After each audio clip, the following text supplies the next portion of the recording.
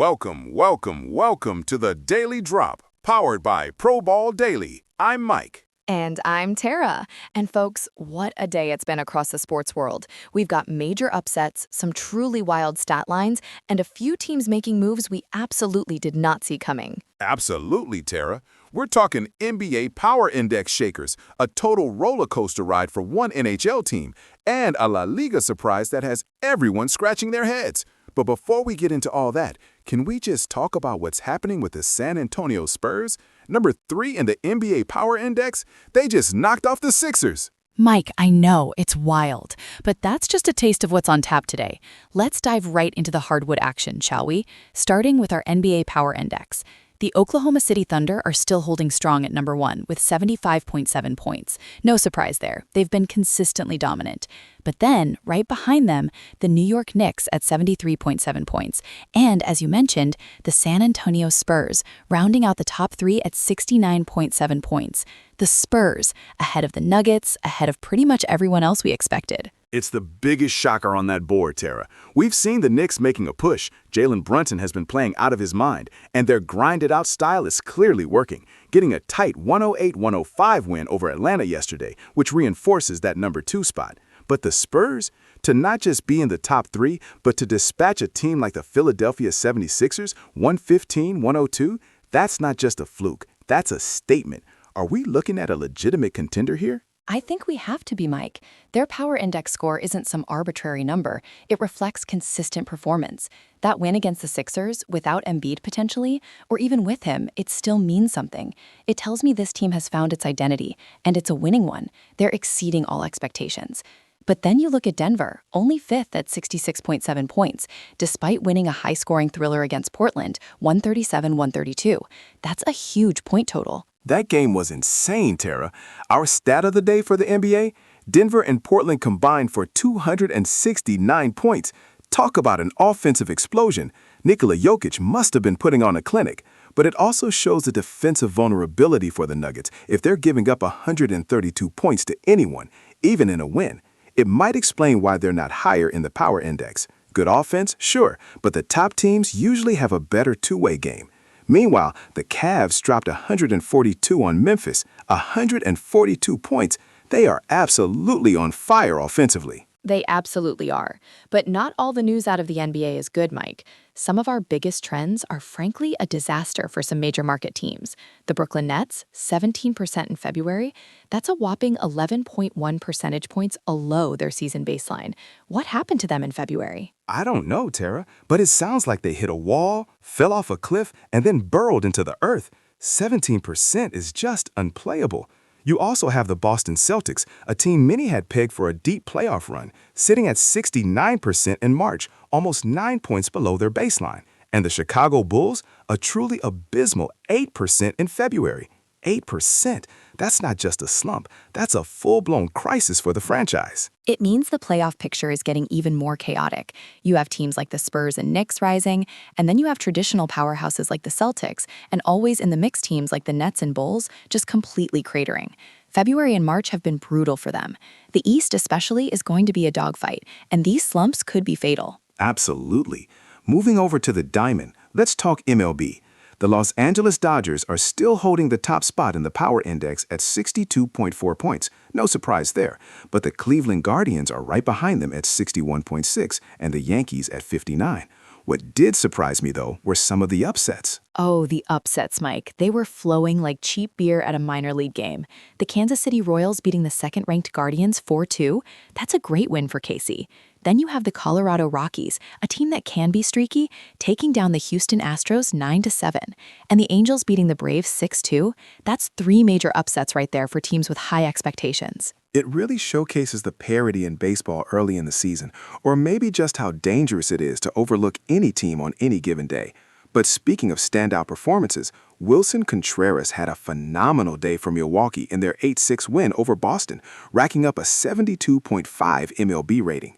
He was clearly the difference maker there, and that win for the Brewers adds to the Red Sox woes. It certainly does, Mike, because the Boston Red Sox are another team in a complete freefall. Their March trend shows them at 30%, a full 10% below their season baseline. That loss to Milwaukee is just another brick in their wall of struggles this month. While the Red Sox are sinking, the Oakland Athletics of all teams are surging. They're at 63% in March, up 7.5 points from their season baseline. Who saw that coming? The A's, notorious for their struggles, suddenly playing good baseball? It's the kind of story that makes you love baseball, Mike, a team defying expectations and putting together a solid run. If they keep this up, maybe the new stadium talks will get a bit more positive buzz. Meanwhile, the Arizona Diamondbacks are also struggling in March, down 9 points from their baseline. It seems like the Snakes are having a hard time finding their rhythm. From the diamond to the pitch, let's talk some soccer, starting with MLS. LAFC leads the power index at 78 points, followed closely by Real Salt Lake at 77.4. Charlotte FC is making a strong statement at third, 71.7 points. Good for them to be in that top tier. It's a solid showing for Charlotte, Mike, but the big trend for MLS today is a tough one. The Philadelphia Union are on a 5-game losing streak. That's a team that usually contends, so to see them stumble this badly is concerning. They need to turn that around quickly. Absolutely. And over in La Liga, the power index has Barcelona at the top with 78.4 points, which is no surprise. But Tara, look at number 2. Getafe at 67.7 points, ahead of Real Madrid at 59.7. Getafe ahead of Real Madrid? How do you explain that? That's the biggest shocker in European football, Mike. Getafe has always been a gritty defensive team, but to be consistently outperforming Real Madrid in the power index suggests they've hit a level of consistency and tactical brilliance that's truly remarkable. It's a testament to their coaching and their disciplined approach. Real Madrid has been more inconsistent than usual this season, and Getafe is capitalizing on it. It's definitely a spicy hot take for the league, and I'm here for it. One score to report, Girona beat Villarreal 1-0. A tight affair as we expect in La Liga. Moving to the ice, let's talk NHL. The Carolina Hurricanes are leading the power index at 75.1 points. They're a consistently strong team. But who is this Utah Mammoth at number 2 with 72 points? Mike, I wasn't aware Utah had an NHL team, let alone one that's second in the league. It's a relatively new franchise, Tara, but they've clearly hit the ground running. To be second in the entire league's power index, ahead of teams like the Oilers and Canadiens, that's an incredible debut season or a massive jump in performance. The hockey world has to be buzzing about the Mammoth. Absolutely. And speaking of buzz, let's talk about the Boston Bruins, because their trend data is absolutely wild. Their stat of the day shows they shot 91% in January, a staggering plus 29.1 compared to their season baseline. They were blowing teams away. A plus 29.1? That's not just hot, that's molten lava. They must have been unbeatable in January. But then you look at March, and they're at 54%, which is minus 10.4 below their season baseline. What in the world happened to the Bruins in 2 months? They went from absolute dominance to a significant slump. That's a contender potentially imploding. It's the biggest roller coaster of the season, Mike. 1 month they're untouchable, the next they're looking like a completely different team. It makes you wonder about fatigue, injuries, or maybe even locker room issues.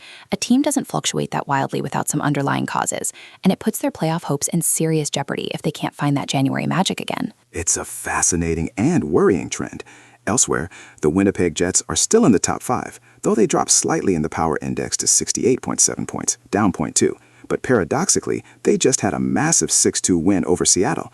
So they might be trending down overall in the power index, but they're still capable of dominant performances. Yeah, it shows that one game, even a big one, doesn't always reflect the long-term trend the power index captures. The Carolina Hurricanes, despite being number 1, had a slow January, 50%, which was minus 12.9 versus their season baseline. So they've definitely rebounded since then. Other scores: Buffalo beat Tampa Bay 4-2, LA edged Nashville 3-2, and San Jose beat Chicago 3-2. Tight games all around. On to the EPL, where Arsenal continues to dominate the power index with a commanding 90.8 points. They are clearly the team to beat.